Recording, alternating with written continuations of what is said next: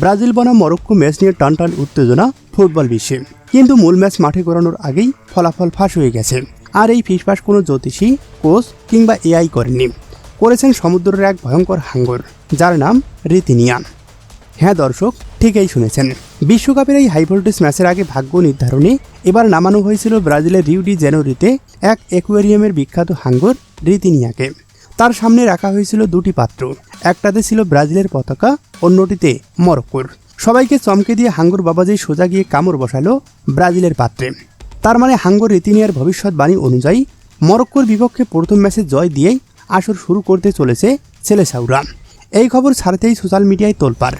Brazil সমর্থকরা তো রীতিমতো উৎসব শুরু করে দিয়েছে। আবার কেউ কেউ বলছেন ধুর সাই, সেই 2010 সালে অক্টোপাস পালের পর থেকে কত পশু পাখি তো এলো গেল, বিড়াল, উট, তোতা পাখি, কেউ বাদ যায়নি ভবিষ্যৎবাণী করা। এদের কথা কে বা বিশ্বাস করে? মাঠের খেলাই হবে চূড়ান্ত ফয়সালা। তবে পবিত্র কোরআনেও একাধিক জায়গায় জ্যোতিষী বা ভবিষ্যৎবাণী সম্পর্কে নিষেধ করা হয়েছে। ইতিহাস অবশ্য বলে এই ধরনের ভবিষ্যৎবাণী অনেক সময় মিলেও যায়, আবার কখনো হয় এর উল্টোটা।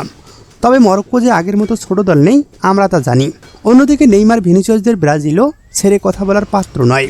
এখন আপনাদের কি মনে হয়, হাঙ্গর রীতিনিয়ার এই ভবিষ্যৎবাণী কি সত্যি হতে চলেছে, নাকি মরক্কো কোনো অঘটন ঘটিয়ে ছাড়বে এবারের বিশ্বকাপে? ঝটপট জানিয়ে দিন আপনাদের মতামত।